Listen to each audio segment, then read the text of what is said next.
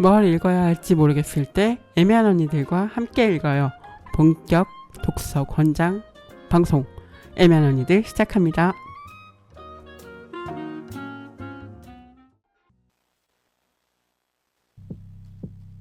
뭘 숨기고 싶은 겁니까?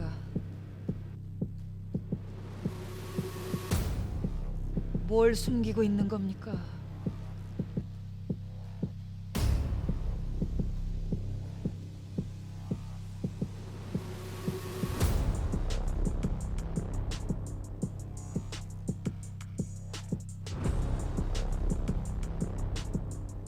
말해. 당신이 했다고. 말해.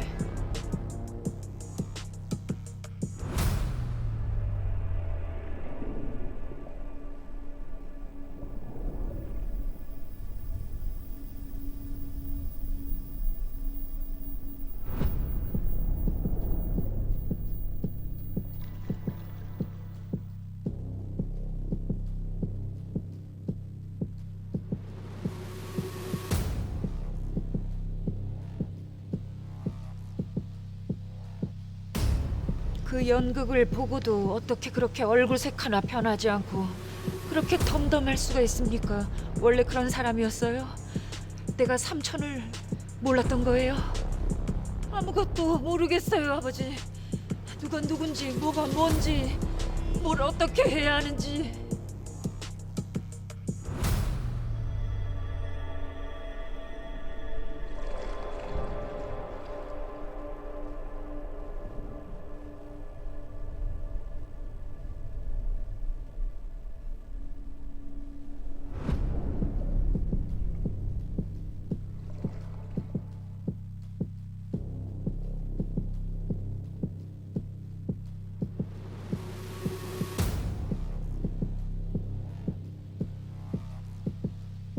뭐라도 할 수 있다면 지금 당장 단칼에 해치워버리고 싶어요. 가라이자가 자기 형을, 내 아버지를, 선왕을 죽이고 왕관을 도둑질했다.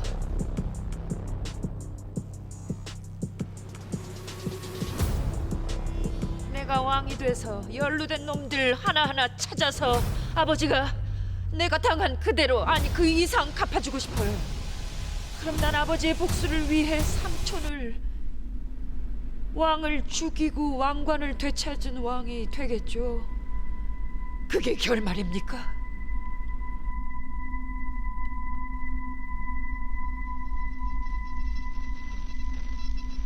나는 무엇을 기억하게 되는 겁니까?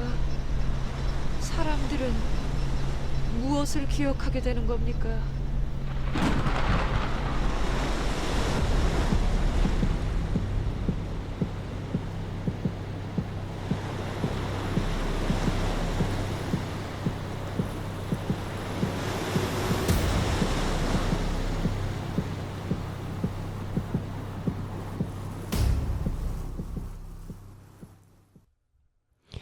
네, 애매한 언니들입니다. 네, 처음에 들으신 것은 연극 햄릿 중에서 이제 이봉련 배우가 연기한 햄릿의 일부를 듣고 왔습니다. 네, 지난 시간부터 저희 박혜란 쌤과 함께 셰익스피어의 햄릿 함께 읽고 이야기 나누고 있습니다. 박혜란 선생님 먼저 인사할게요. 안녕하세요. 박혜란입니다. 네, 반갑습니다. 네. 지난주에 이어서 모셨고요. 네. 앞에 이봉련 배우 이 햄릿 들으셨는데 어떠셨나요?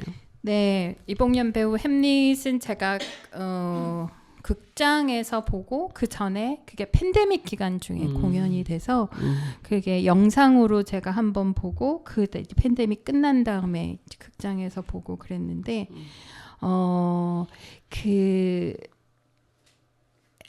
그 이봉련 배우의 그러니까 공주 햄릿이 나오다 보니까 친구들이 다 이제 여성들이 그렇죠. 나오게 돼요. 그리고 이제 아버지에 대한 이제 복수, 아버지의 죽음에 복수를 하는 그런 고민을 하는 햄릿 공주님인데 그걸 보면서 근데 되게 멋있었어요. 잘하셨어요. 네, 그걸 보면서 제가 이 원작 햄릿을 좀 생각을 한 게 굉장히 호모소셜하구나. 그게 오히려 그러니까 맞아요. 제가 그러니까는 어떤 이성애적 관점에서 봤을 때 맥베스나 다른 히 코미디나 맥베스 비극 같은 것들에서 되게 그게 더 좋았다라고 얘기하는 게 여성 인물들이 남성 인물과 이게 액티브하게 그러니까 되게 적극적으로 그게 대사를 하고 대화를 하고 액션을 해요. 무대에서 역할을 가지고 그렇게 의미 있는 활동들을 하거든요. 근데 햄릿이 왜 저는 이제 최고라고 느끼지를 못하는가 하는 거에는 그것도 있는 것 같아요. 그 호레이쇼라든지 그 다른 남성 인물들과 배우들도 다 마찬가지고 남성 인물들과의 그 대화에는 되게 의미 있게 서로 맞아요. 대화가 오고 가고 그 대화로 인해서 어떤 액션이 일어나고 또 그 어떤 액션 때문에 액션이나 사건 때문에 어떤 대화를 하게 되고 이런 것들이 자연스럽게 이루어지는데 맞아요. 근데 오피리아나 왕비와 대화할 때 그거는 이제 햄릿과 대화할 때도 말고 다른 인물들과 대화들고 되게 기능적이에요. 그렇죠. 예, 이게 뭔가 그게 중요한 어떤 행동으로서 역할을 하지를 못해요. 그런 게 더 두드러지게 느껴지는 것 같았어요. 그래서 그리고 이봉년 배우의 햄릿은 한 번 더 해도 괜찮겠다. 아마 그 해에 무슨 연극상 다 받으셨을 거예요. 그래서 예, 그래서 되게 그 무대도 좋았고 그런데 한 번 더 볼 수 있는 기회가 생겼으면 좋겠다 싶습니다. 네, 이렇게 또 저희가 지난번 마지막에는 데이비드 베네딕트 데이비드 누구야? 베네딕트 컴버비치의 아주 열정적인 그런 뭐라 그러지? 포효하는 그런 네. 대사의 부분을 듣고 맞췄는데 그러니까 이게 수동적이고 정적인 햄릿을 하지 않으려고 지양하려고 그죠. 그런 것도 보는 것 같아요. 맞아요. 이제 이봉년 배우도 이렇게 또 새로운 느낌이고 되게 멋있네요. 엄청. 네. 멋있어요. 네. 어쨌든 또 새로운 또 다른 분들의 공연도 보고 싶다는 생각이 또 듭니다. 네. 그러면 이제 오늘도 본격적으로 이야기를 해볼게요. 햄릿은 뭐 사대 비극으로 너무나 유명하고 많은 사랑을 아직까지 받고 있는 이야기인데요.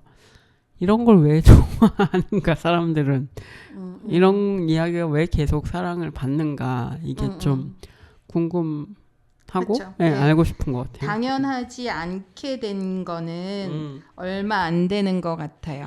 우리가 이게 당연하지 않은 게 우리가 어느 순간부터 이기는 게임을 소망하게 된 거예요. 그리고 우리가 드라마 안에서도 맞죠. 영화나 드라마나 어떤 연극이나 뭐 어떤 예술 매체 안에서도 이기는 게임이 재현됐으면 하는 소망이 있는 것 같아요. 창작자든 그 관객이든. 그래서 왜 옛날에 무슨 드라마 하는데 로맨틱 코미디인데 그런 거 꽤 있잖아요. 로맨틱 코미디인데 나중에 여자 주인공이 죽어. 그런 거 많았죠. 아니면 옛날에. 둘이 헤어져. 막 이러면 난리 나잖아요. 맞아. 그런 거 많았죠. 그리고 그 요번에 왕가 사는 남자인가? 이게 단종을 영화로 만들지 않는 이유가 드라마화하지 않는 이유가 이게 너무 나약하게 사라지는 군주를 보고 싶지 않은 거였죠. 그렇죠. 그 소망이 있죠. 맞아요. 그래서 그런데 이 비극성을 어떻게 재현할까를 최근에 성공한 사례가 그 한국에서는 왕가 사는 남자인 것 같아요. 네, 그런데 그런 정서가 사실은 비극이 보여주는 것 같아요. 그러니까 이게 특히 이제 연극은 관객과 이게 되게 관객과 배우가 무대가 이제 무대를 통해서 관객과 배우가 그러니까 예를 들면 예술이라는 매체와 매체를 감상하는 사람이 굉장히 그 물리적으로 가깝게 시간과 공간을 공유하면서 함께 부딪히는 그 장르가 연극이나 뮤지컬이나 오페라인 것 같아요. 그 무대에서 보여주는 서사.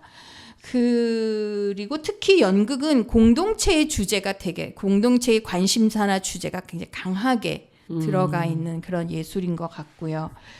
그런 매체에서 비극은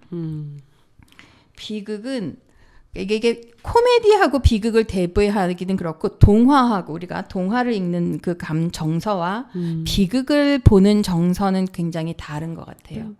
그러니까는 이게 비극 동화 같으면은 우리가 동화 안에서는 결말을 통해서 그러니까 가능한 유토피아를 상상해 보는 거예요. 해피엔딩이라는 게 그래서 행복하게 오래오래 살았답니다.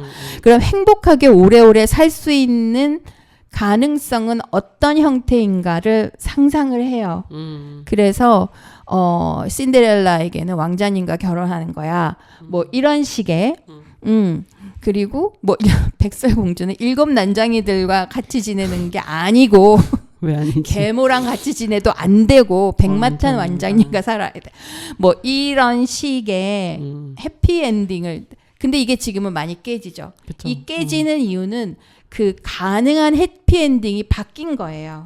우리가 생각하는 유토피아가 바뀐 거예요. 맞아. 예. 그래서 우리가 가능한 유토피아를 상상할 수 있는 게 해주는 게 동화라면 비극이라고 하면 비극은 비극이 되려면 이게 현실에서 뭔가를 확 뒤집어 놓고 뭔가 새로운 세계를 보여줄 것 같은 그런 존재여야지 돼요.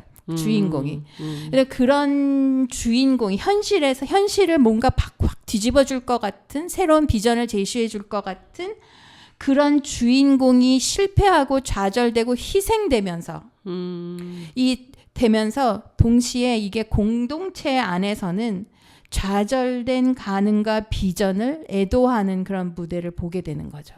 갖게 되는 거예요. 이게 이제 현실에서는 요즘 이제 부쩍 그 돌아가신 대통령을 떠올리시는 분들이 많잖아요. 그랬을 때 그 사람 그 아쉬움과 노무현 노무현도 그렇고 그리고 또 이제 노회찬 국회의원도 그렇고 님도 그렇고 그분에 대한 아쉬움과 함께 그분들이 가지고 있던 비전, 그러니까 좌절된 비전과 가능성이 그게 그 가능성과 비전이 잘못돼서가 아니라 이게 이렇게 현실화될 수 있구나라는 상상을 우리가 또 하게 되죠. 그러면서 그 두 사람을 애도하면서 그런 분들을 실패한 이들을 애도하면서 또한 그들이 가지고 있던 가치, 가능성, 비전을 다시 한번 생각하게 되는 그런 모먼트를 만들어 주는 것 같아요. 그러니까 문학이 그런 비극적 엔딩을 하는 것. 그래서 누군가를 갑자기 죽여버려. 그러니까 오히려 저기 관객들이 시청자들이 죽이지 말라고 잘 사는 것 좀 꼴 좀 봤으면 좋겠어요 하는데 막 죽여버려. 끝내버려. 그치. 잔인하게. 그 공허함과 허전함에서 어떤 액션을 기대할 수도 있죠. 새로운 현실에서의 어떤. 근데 요즘은 그거보다는 오히려 적극적으로 이기는 게임을 한번 상상해보는 경우들이 많은 것 같아요. 그렇죠. 예술 매체에서. 현실에서 못 이겨서. 근데 그게 현실에서 못 이겨서 이기는 게임을 상상을 하는데 그게 또 다른 비전과 가능성을 제시해 줄 수도 있으니까. 그런 방식도 있으니까. 그렇기 때문에 지금의 우리들한테는 비극이 잘 안 와닿을 수도 있어요. 지금은. 안 와닿을 수 있고. 근데 이제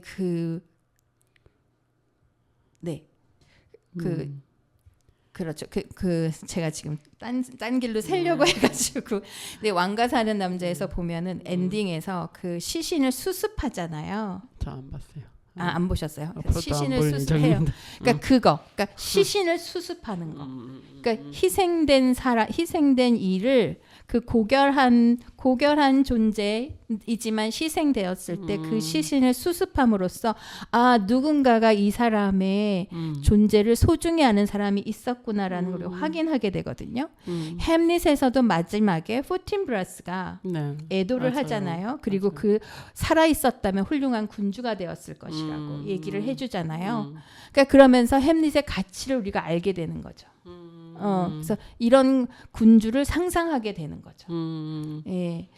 그래요. 그러니까는 현실과 무관하게 예술이 있는 건 아니기 때문에 맞아요. 그런 느낌이 있는 것 같아요. 이게 또 그래서 엔딩을 처리하고 그 성격을 갖는 게 그리스 아까 지난주에도 말씀드렸지만 그리스 비극과의 차이일 수도 있어요. 그리고 16세기의 정치 체제가 달라졌고 관객도 달라졌고 그리스 비극은 이제 시민들만 보는 일정 시민들만 볼 수 있는 그런 매체였다면 이제 16세기 영국으로 오면 먼저 말씀드렸듯이 모든 이들에게 오픈되어 있는 그러니까 돈 얼마 내면 그러니까 객석의 그 등급은 있을 수 있겠으나 모든 이들이 함께 볼 수 있는 그렇기 때문에 이 객석에 앉은 모든 이들과 함께 공유할 수 있는 내용들을 다루게 된다는 거. 그래서 그 레이먼드 윌리엄스 같은 경우는 이 사람 영국의 문화 비평가잖아요. 현대 비극론이라는 책에서 어떤 변화와 혁명의 전조 텍스트로서 비극을 얘기를 해요. 그래서 이런 일이 터지고 나면 그러니까 예술로서 소설이든지 연극이든지 시든지 음악이든지 이런 일이 한번 나오고 나면 그 다음에 세상이 어떤 식으로 나아가더라 하는 그런 얘기를 하고 있어요. 그래서 이 작품을 보면 일단 그 여기에서 비극적 정서가 있는 게 하나 딱 부러지게 결정하지 않는 게 지금 여기는 막강한 왕정이에요. 근데 그 엘리자베스 여왕이 독신이었잖아요. 이게 좀 불안한 게 있어요. 후계자가 없는 거. 그렇죠. 그러니까 뭐 이게 다른 사람 데리고 왔는데 왜 지금 대통령은 5년 만에 막 이런 분들 있잖아요. 영원히 했으면 좋겠다. 뭐 이런. 그런 분들 계시잖아요. 그런 것처럼 5년 이후를 걱정하는 것처럼 왜냐하면 그 전에 혼란을 봤었기 때문에 그런 것처럼 이 왕정 이후를 걱정하는 사람들이 있는가 하면 그 이전의 왕정에 대한 폐해를 이미 알고 있고 지금 이런 왕정의 단점을 우리가 알고 있기 때문에 공화정을 꿈꾸는 사람들이 있어요. 그 위에 당연히 이제 공화정이 등장하죠. 예, 공화정을 등장을 바라는데 이 공화정을 불안하게 생각하는 사람들이 영국은 그래서 결국은 공화정을 못 하잖아요. 예, 불안하게 생각하는 사람들이 많이 있어요. 왜냐면 이게 혼란이 올 거다. 그러니까 대중들에 의한 지도자 없는 대중에 의한 정치는 약간 그 르바이어단처럼 뭔가 그 무형의 거대한 괴물이 알 수 없는 힘으로 뭔가를 할 거라는 그런 불안감 같은 것들이 있는 거예요. 그러니까 보시면은 햄릿 안에서도 이게 절대 왕정 안에서 태평성대를 꿈꾸는 우리나라 뭐 정철의 3위인 거기나 이런 그러니까 뭐 태평성대를 누리고 싶은 그쵸. 그런 소망이 1도 없어요. 햄릿 안에서는. 그냥 군주는 어떻게 그냥 버티는 거야. 햄릿 정도면 괜찮겠다. 이 정도 생각하고 있어요. 그나마. 드라마 안에서 보시면은 그러네요.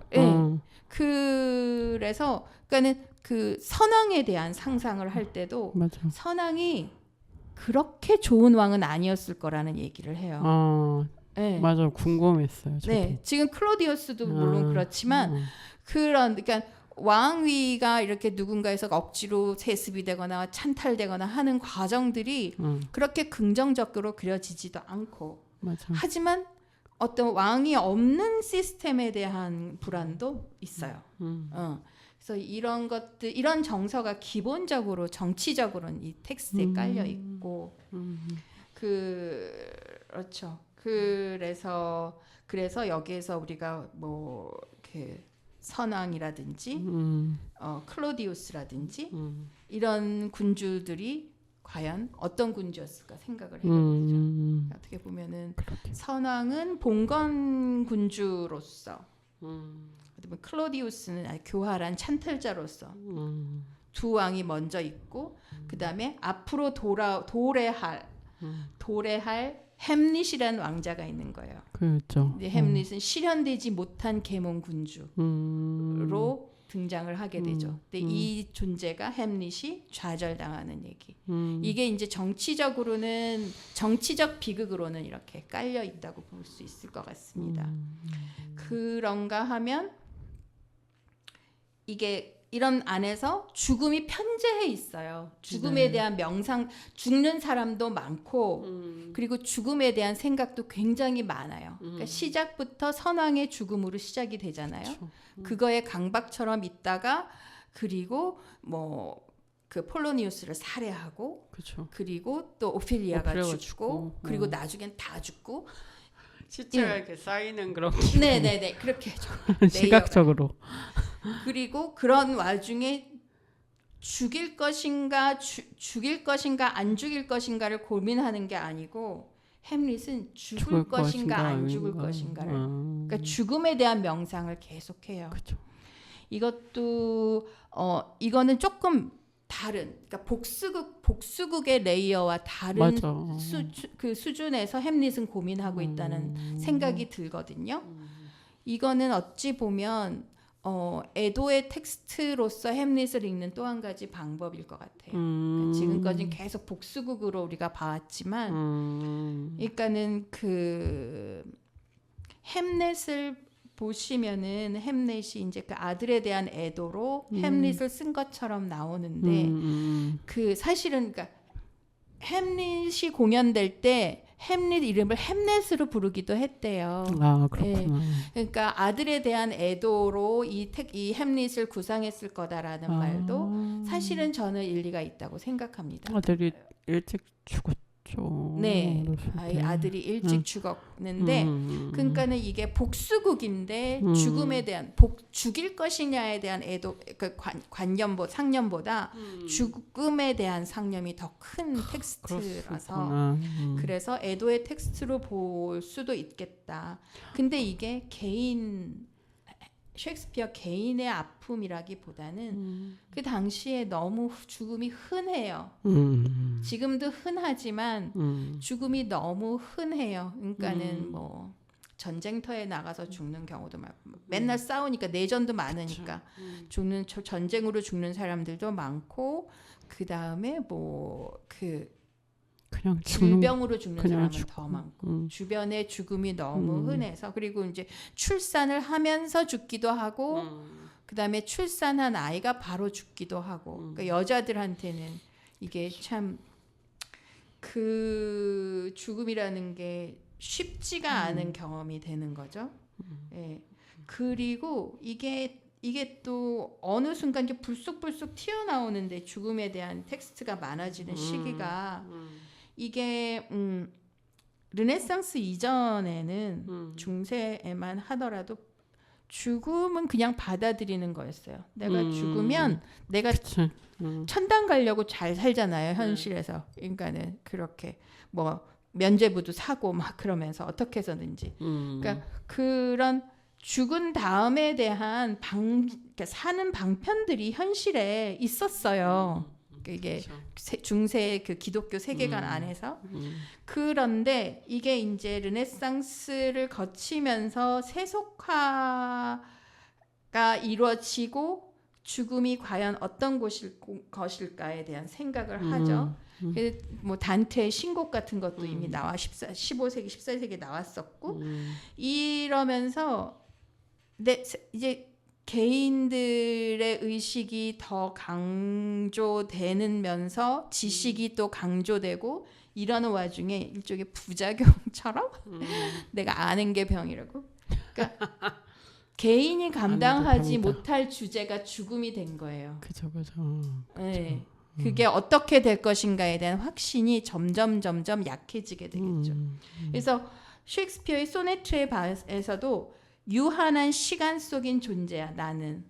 그 유한한 시간 안에서 나는 어떤 삶을 살아야겠까. 뭐 성실해야지, 부지런해야지, 사랑하는 사람과 열심히 사랑해야지. 뭐 이런 얘기들을 많이 하게 되겠죠. 이런 고민들이 있으면서 사후의 삶에 대해서도 상상을 많이 하죠. 그러니까 죽는 건 뭘까 고민하면서 죽는 거는 자는 거야. 이런 생각도 하게 되고. 그래서 그 햄릿의 그 죽음에 대한 독백이 나오게 되는. 그렇구나. 그 독백이 지금은 지루하게 느껴지지만 당시의 관객들한테는 연극 안에서 무대 안에서 그렇게 죽음에 대한 명상을 계속 하니 남의 일 같지 않고 다 공감하게 되는. 네. 그럴 수 있겠네요. 네. 그러니까 복수극이라고 하기엔 사실 너무 힘이 빠지는 이야기여서 네. 말씀하신 애도에 대한 이야기다라는 부분이 더 제 마음에 드는 것 같아요. 그렇죠. 그 죽음에 대한 명상이 굉장히 커서 그 애도가 아유 너 죽었으니 참 안 됐다라고 얘기하는 게 아니라 내가 스스로 죽음에 대해서 얘기하면서 스스로 죽음에 얘기하는 그 주인공을 보면서 죽음을 같이 생각할 수 있게 되는 그런 공연장이 되는 거겠죠. 맞아요. 네. 시작 자체가 그 서당의 죽음이 이미 전제되어 있고 계속 귀신이 나오는 거기 때문에 그럴 수밖에 없을 것 같기도 하고 그렇죠. 그러네요. 네. 그러면 우리 왕비나 오피니어에 대해서 조금 더 이야기를 해봐야 되지 않을까 싶어서. 그래서 이게 보면 그 죽음에 대해서 조금 더 얘기를 하고 이제 넘어가 보면은 그래서 이제 말이 많아요. 근데 이 말이 많은 죽음에 대한 대사들 중에 보면 그러니까 약간 죽음 충동도 있어요. 맞아. 그러니까 오히려 죽고 싶어 하는 마음도 있어요. 맞아. 그게 그러니까 그 죽음 앞에서 사랑하는 존재의 죽음 앞에서 내 죽음을 생각하는 것. 이런 것도 되게 특별하게 느껴지거든요. 이 죽음에 대한 명상이 그 관객 객석과 무대가 되게 그 오가는 그 정서가 되게 묘했을 것 같아요. 당시에는. 그래서 이 비극의 언어가 그 현실 정치의 군주의 언어도 아니었고 그리고 기독교적인 내세관에 근거한 신앙 고백이나 이런 갈등 같은 것도 아니거든요. 그래서 더 공감이 되는 것도 있었을 것 같아요. 그러니까는 어떤 외적인 그 대문자 시스템을 거치지 않은 그 고백과 명상, 상념이 객석과 이렇게 마주치는 게 그 당시에도 그리고 지금도 되게 특별할 것 같다는 생각이 들어요. 그래서 이게 이제 절정으로 가는 게 이제 처음에 to be or not to be 그 독백이 있고 나중에 그 묘지에서 그 독백하는 게 있잖아요. 그 독백을 할 때 그 하늘을 나르는 그 제비한테도 자신의 시간이 있다는 식으로 얘기하는 그에서는 이 죽음에 대한 상념이 극에 달한 것 같고 여기서 이제 햄릿은 지금까지 그냥 사람 죽인 것 빼놓고는 아무 짓도 하는 게 없는 것 같지만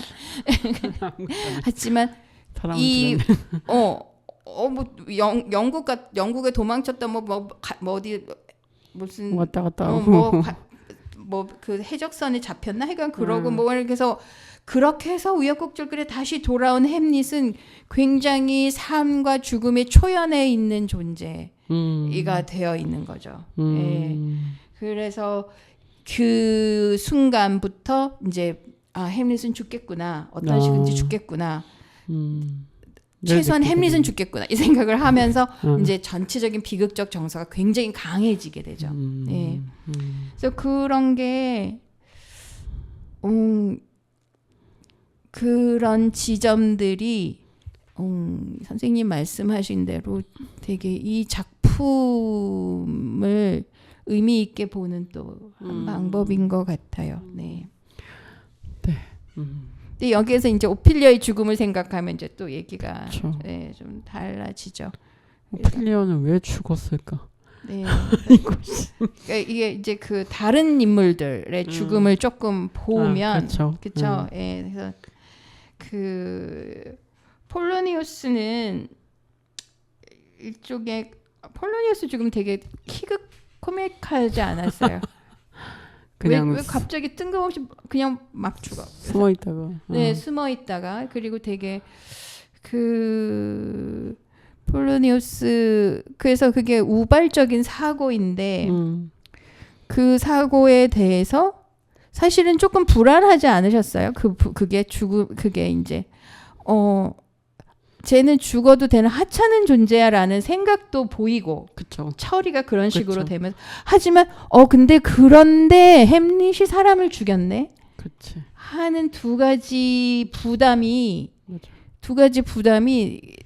그 우리 관객의 양심에 걸리는 거예요. 아무것도 아닌 것처럼 하고도 싶지만 근데 죽였잖아 그치. 하는 거. 이제 맞아. 이러면서 이제 복수로 살인을 한다는 것이 복수의 장치로 살인을 한다는 것이 그게 이제 우행같이 느껴지는 그런 순간이 오게 되는데 하지만 말은 그 햄릿의 말은 형인 줄 알고 그러니까 왕인 줄 알고 죽였다고 이렇게 얘기해요. 그러니까 사고 수습하는 식으로 그렇게 되니까 이게 제가 저래도 되나? 그러니까 햄릿과 공감하지 못하는 부분이 생기지 않으십니까? 맞아요. 예. 그런데 오피리아가 죽음으로써 그게 더 극화되죠. 그죠. 그 봐 이렇게 됐잖아. 내 걱정이 그러니까 하찮은 죽음처럼 했지만 저게 저렇게 엄청나지잖아. 그런 거죠. 결국은 햄릿도 누군가의 아버지를 죽이게 된 거니까. 그렇죠. 그런데 그렇게 보면은 이게 극적인 장치로 잘 이어지지만 오피리아를 보게 되면 오피리아의 실성은 이게 광기가 아니라 이건 실성이라고 그러잖아요. 미친다는 표현도 다양하게 나감, 그냥 정신 넋이 나갔는데 그 너무 당연한데 그래서 뱉는 말이 너무 수상한 거예요. 그렇죠. 너무 수상한 거예요. 그래서 이 오피리아가 하는 얘기를 통해서 그 두 가지로 나가죠. 그러니까는 그 어머니 거트루드에 대한 에서 계속 그 오피리아가 하는 말이 오피리아는 그런 잘못이 없어요. 맞아요. 결국 하는 얘기가 그 정절에 대한 얘기는 잘못한 게 없어. 그 어머니 왕비가 해야 되는 말을 지금 오피리아 하고 맞아요. 있어서 이게 되게 그러면서 오피리아가 더 안타깝게 느껴지고 오피리아의 죽음이 안타깝게 느껴지고 이제 그런 거죠. 어머니에 대한 화풀이의 대상인가 이거. 그러니까 그렇게 보는 게 사실은 그러면은 그 거트루드는 뭐냐? 왕비는 뭐냐 하는 생각이 드는 거예요. 그러니까. 네. 그래서 왕비는 뭐냐? 그 약간 전리품 같은 거예요. 그렇죠. 그렇게 해서 왕비는 무슨 생각을 하고 살았을까? 아무 생각을 안 했을 수도 있어요. 그렇지만 그럴 수가 있나요? 그렇지. 그러니까 그렇지만 아무 생각을 안 했을 수가 있을까? 근데 되게 그런 데서는 조금 우리가 아쉬움이 남죠. 이 작품에서. 예. 그래서 근데 다른 드라마에서는 여성 인물들이 이렇지 않아요. 다른 데서는 안 그런데 여성 인물들 가장 하찮게 처리되는 인물인 것 같아요. 셰익스피어 그에서 왕비 그리고 오피리아 같은 경우는 이후에 여러 다른 예술 작품과 그런 문학 작품에서 계속 회자되면서 되게 신경이 쓰이는 그런 존재로 남습니다. 그러니까 그게 정말 죽어서는 안 되는 아무런 짓도 하지 않은 존재가 그리고 결국은 그리고 주인공이 사랑했던 존재 결국 그렇게 판명이 나는데 근데 과연 햄릿이 사랑했는지는 난 모르겠어요. 그러니까. 그러니까는 그 드라마 안에서는 햄릿이 과연 이 오피리아를 사랑했는가? 그래서 오피리아보다는 호레이쇼와 더 친하고 더 의리를 지키고 더 우애가 있고 더 믿고 신뢰하는 그런 존재인데 그래서 좀 그거는 어떻게 읽어야 될지 약간 문제적으로 남습니다. 예. 그런데 여기에서 등장하지는 않지만 굉장히 이 햄릿의 보이지 않는 영향력을 갖고 있는 여성이 하나 있다면 앤 해서웨이. 그러니까 해서웨이가 평생 정원을 가꿨다고 하는데 근데 그 정원이라는 게 경복궁 정원 이런 정원이 아니라 야생화들을 키운 거예요. 허브를 키워요. 네. 그게 그 당시에 그 코티지 가든이라고 하는 유형이 있대요, 영국에. 그래서 그 코티지 가든이라는 게 이제 코티지라는 게 오두막인데 주로 소작농들의 주거 형태가 이제 오두 코티지인데 그 코티지에 그 이제 13세기 이후에 계속 전염병들이 도니까 이게 향이 굉장히 강한 허브들을 키워요. 야생화들을 키워요. 그래서 그런 병균이 가까이 오지 못하게 약간 앵마기처럼 그렇게 키우는 게 있대요. 근데 그 해서웨이의 정원에 그런 식물들이 굉장히 많았다고 해요. 그래서 그래서 약간 그 햄릿 영화에서 보면 해서웨이를 그런 약초를 다루는 여성 마녀 취급도 당하는 그런 여성으로 다루고 있습니다. 그러니까 식물의 효능을 잘 파악을 해서 그걸로 이제 사람들을 구해주고 그런 건강하게 만드는 그런 존재인데 여기에서도 보면은 처음 시작할 때 햄릿이 들어와서 처음 얘기하는 게 내가 덴마크에 와보니 아버지가 죽었고 이제 삼촌이 이렇게 왕위에 올라서 이게 그 잡초를 뽑지 않은 정원 같다. unweeded garden이 되어버렸구나라고 얘기하는 게 있어요. 이게 이제 그 무질서한 상태를 나타내는 하나의 나중에는 이제 관용옥구처럼 돼버리는데 그게 이것부터 이제 이게 정리되지 않은 정원에 대한 얘기. 그러니까 햄릿은 이런 정원에 대한 이게 어휘가 익숙하구나. 알 수 있죠. 그리고 나중에 그 실성한 오피리아가 막 이렇게 꽃을 나눠주잖아요. 그 꽃들이 그 왕실 정원에서 나오는 그런 어떤 귀족적인 꽃들이 아니에요. 그러니까 꽃을 보는 식물들이 아닌 거예요. 야생화 꽃들이잖아요. 다 뭐 메발토 무슨 뭐 이런 것 쭉 나오는 거 보면 로즈마리 뭐 이런 얘기하는 그런 것들을 보면 이게 이 그 오피리아가 막 돌아다녔던 그 공간이 해서웨이의 정원 같은 그런 공간이었겠구나. 그렇게 보이는 거죠. 그래서 오히려 그런 상징적인 의미를 갖는 것, 여성들, 그러니까 그 어떤 정원의 상징적인 의미를 갖는 어휘들이 그 어떤 그 자기 그러니까 햄릿에게는 본가겠죠. 그러니까는 그 일 없을 때마다 가서 지내던 곳이겠죠. 그러니까 런던에서 연극을 활동을 하면서 그 스트라트본 아본이라는 그 시골의 지방의 그 자기 집 거기에 있던 정원을 떠올렸을 것 같은 그런 분위기들이 많이 있죠. 예. 그래서 그렇게 보면 그렇게 볼 수 있을 것 같아요. 그러니까 여성 인물들이 너무 약하다고 했을 적에 영향을 미치고 있는. 예. 그렇죠. 다른 데선 또 어떻게 다뤘을지 궁금하긴 하네요. 다른 작품에서 다른 작품에서는 뭐 그러니까 코미디에서는 항상 그 세상에 그러니까 결함이 많은 남성들이 저지른 우행에 그걸 수습하고 해결하는 슬기로운 여성으로 항상 그 주인공이 나오죠. 베니스의 상인 같은 경우에 포샤가 그렇고 뭐 그쵸, 다 그렇죠. 네.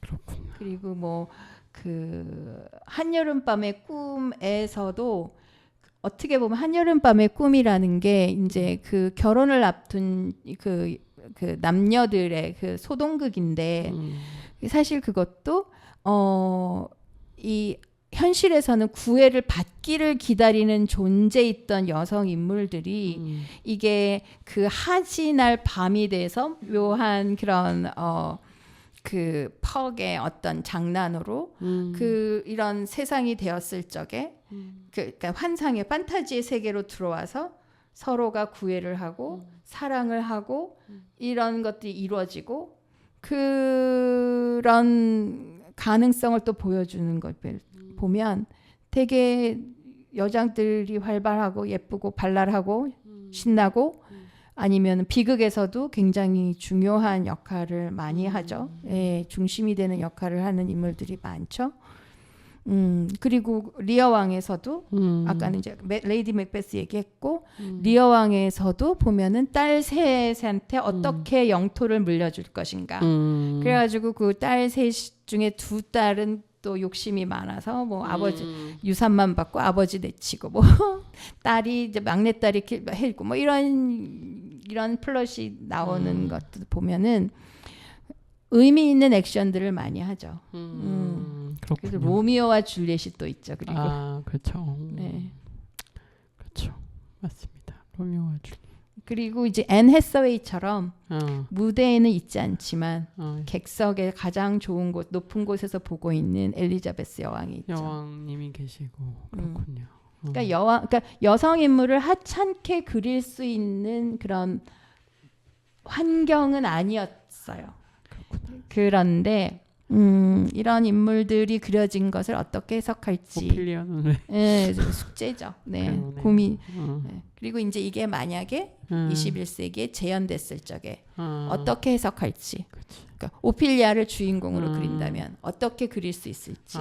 왕비의 입장에서 이 햄릿을 본다면 어떻게 볼 수 있을지. 이런 걸 상상해봐도 재미있을 것 같아요. 네. 저는 진짜 처음부터 햄릿이 너무 이기적이라는 생각밖에 안 했고 그러니까 어머니 입장에서는 당연히 아버지가 그러니까 남편이 죽었다? 그러면 살아갈 수 있는 방도가 그쵸. 어떻게 그쵸. 선택의 여지가 없는 것일 수 그쵸. 있는데 그리고 아들의 왕권을 유지하려면 그쵸. 자기가 왕비로 있어야지. 그치. 그런 걸 너무 아무런 생각이 없는 그렇죠. 그러네. 생각해 보니까. 그러니까 전 그것부터 엄마 정절만 생각. 그러니까 엄마가 지금 자기를 얼마나 그러니까 너무 좀 뭔가 그런 생각을 좀 많이 하면서 읽었던 것 같아요. 진짜 그러네. 모르는 것인가 얘는. 그렇습니다. 네. 그 가치가 더 중요했을 수 있지. 햄릿한테는. 햄릿 햄릿에게는 여성에게 제일 중요한 거는 정절이다. 네, 그렇게 생각했을 수 있죠. 그래서 좀 뭐 이것도 근대적인 건가요? 전 어쨌든 결혼으로서 어쨌든 권력이 유지가 되고 뭔가 그런 건데 갑자기 정절을 그러니까 특히 왕족이라면 저는 좀 그런 게 있지 않을까 그런 게 이해되지 않을까라고 생각을 그러니까 남성 중심으로 있는데. 가부장제를 이어간다고 그러니까. 했을 적에 네. 여성의 역할을 그러니까 가부장제 안에서도 그렇죠. 가부장제 그 시스템 안에서도 여성의 역할이 분명히 있을 텐데 그렇죠. 충분히 그런 생각을 하지 못한 거죠. 네, 그러네요. 그럴 수 있네요. 네. 그래 그런 생각을 하면서 또 봤답니다. 네. 어쨌든 권력 관계 안에 있는 여성으로서 왕비의 얘기가 조금 더 궁금하기 한 것 같아요. 네, 그러네요. 또 그냥 수동적인 인물은 또 아니었던 거니까 그렇습니다. 네. 거출두의 이야기를 한번 써보시면 누군가가 써보시면 좋겠네요. 네. 써보시면 좋지 않을까. 뭐 혹시 있을지까지는 모르겠는데 제가. 그러면 좀 마지막 좀 마치기 전에 혹시 못하신 햄릿 얘기가 있으면 해주시고. 네. 그러니까 제가 한 얘기는 사실은 조금, 그러니까 이거를 정치적으로 읽었을 수도 있을 것 같아요. 제가, 그러니까 왕정과 공화정의 어떤 그러니까 되게 이렇게 거칠게 읽었을 수 있죠. 그러니까 큰 역사적 흐름 안에서 이 셰익스피어라는 예술가의 위치 생각해서 제가 한 이야기여서 약간 그 작품 자체가 가지고 있는 철학적이고 이런 정서를 제가 좀 관가한 것도 있을 거예요. 그래서 제가 재미있게 읽지 못한 이유 중에 하나가 그걸 수도 있는데, 근데 이제 그럼에도 그런 죽음에 대한 명상 같은 부분에서 좀 훌륭한 구절들이 굉장히 많다는 거, 그거는 좀 생각해 볼만하고 또 많은 독자분들께서 그런 것들을 또 읽어주시면 좋겠다 싶어요. 그리고 이제 극중극이 나와서 그것도 사실은 맞아요. 제가 얘기하지 못한 부분인데 극중극이 나와서 그게 어떻게 보면은 너무 길어져서 약간 아니 영국에서 무슨 일이 있었는지 뭐 이런 얘기를 차라리 뭐 누구 죽고 막 이러는 거 그런 거 해주든가 뭐 좀 아니면 뭐 갑자기 돼서 누가 어떻게 됐답니다 이런 식으로 하지 말고 그런 걸 좀 더 풀어주지. 그런 건 있지만 이게 이제 어떻게 보면은 그 자신들이 이 극을 어떻게 만들어가는지 연극 공동체에 대한 이야기를 집어넣은 건 아닐까 그런 생각도 들고요. 네. 그래서 맞아요. 재밌어요. 네. 그러니까 그리고 연극을 통해서 현실을 어떻게 파악해 보려는 그런 게 아마 이제 이 셰익스피어가 아니면 이 로즈 극단이 그리고 글로브 극장이 얼마나 자신들이 현실 정치, 현실 세계에 자신들이 하는 역할에 대해서 자부심을 갖고 있었는지 그런 것도 보여주는 것 같아요. 네. 그렇겠네요. 어쨌든 어떤 영향력 같은 걸 또 느낄 수 있는 그런 텍스트로서도 의미가 있다. 이런 말씀까지 또 해주시고. 그러면 우리 또 읽기 모임을 또 해야 될 텐데 그 계획도 조금 말씀해 주실까요? 그래서 북클럽에서는 그러니까 햄릿 영화 보신 분들이 꽤 많으실 것 같아서 그 햄릿 지금 오늘도 조금 언급을 하긴 했으니만 햄릿을 영화와 이제 이 지금 햄릿 연극과의 관계를 조금 보면서 햄릿은 어떻게 햄넷에 영향을 미쳤고 그리고 햄넷에 있는 역사적인 사실들을 통해서 어떻게 햄릿을 또 다시 감상할 수 있고 뭐 그런 얘기 좀 해보면 좋겠다 싶어요. 네. 네. 그러면 다음에 또 공지를 또 SNS를 통해서 드리고 이제 또 이후 쌤도 보실 수 있으면 햄넷 보셔요. 네. 봐야죠. 책도 책으로 보셔도 되고 책으로. 책 나왔나요 국내에? 책이 몇 년 전에 나왔던 걸로 알고 있어요. 그러면은 책으로도 책이 더 좋을 수도 있어요. 근데 영화에서 굉장히 감동적인 부분이 있습니다. 그렇군요. 네.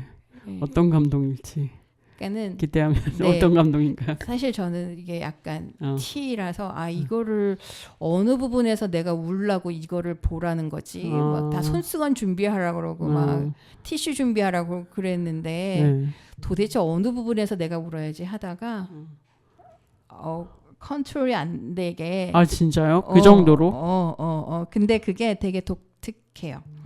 쌤도 한번 보시고 이거 저도 극 T라서 어떻게 돼? 네, 진짜로. 근데 선생님 울 거야. 선생님도. 그래요. 네. T라고 울지 않는 것은 아니니까. 예, 그게 네. 되게 아, 그게 감독도 작가도 소설가도 되게 훌륭하신 것 같아요. 네, 이거 다시 쓴다는 게 일단 어떤 역사적인 공간을 상상해서 다시 쓴다는 게 대단하다 싶더라고요. 네. 그렇군요. 네, 그러면 오늘 이렇게 지난주부터 이번 주까지 2주에 걸쳐서 역시 햄릿을 이제 같이 박혜라 선생님과 함께 이야기해봤고요. 또 앞으로 이어질 북클럽에도 같이 관심 가져주시고 또 함께 해주시기 바랍니다. 재밌었습니다. 네, 감사합니다. 사실 저도 이게, 재밌었습니다.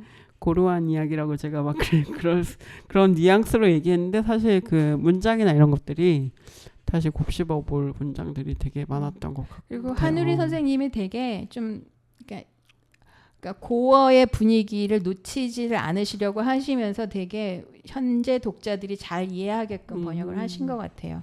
네, 좋더라고요. 맞습니다. 네. 저희가 읽었던 이 한우리 선생님 번역판도 추천을 드리면서 또 읽으실 때 참고하시면 좋을 것 같고요. 오늘은 또 이렇게 또 마치고 저희 마지막 곡 들으면서 인사하도록 하겠습니다. 마지막 곡 찰리푸스의 홈 듣고 저희 마무리할게요. 네. 감사합니다. 감사합니다.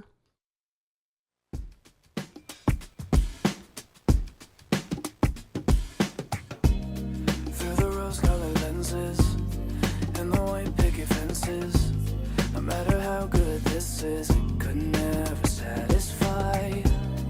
When it's you that I'm missing, now I sit in the kitchen. Through the window pane I watch the day turn to night. It ain't a mystery that every time you leave, that's when I feel the most alone. Don't you know that you're the one who makes this house a home? And so when you go, it feels so cold without the soul. You're the one who makes this house a home.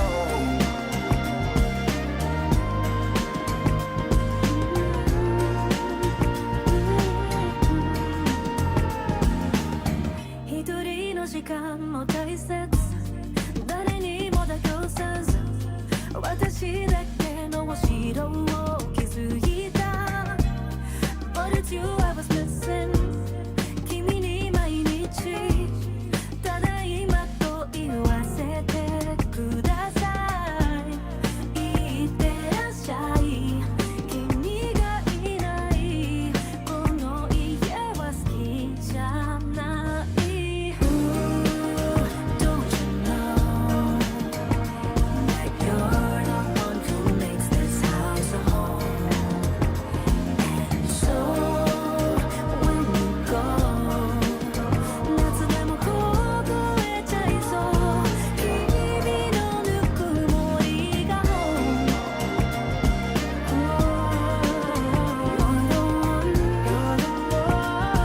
You're the one who makes this house a home house a home.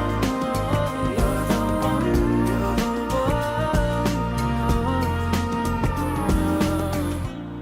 It ain't a mystery that every time you leave, that's when I feel the most alone.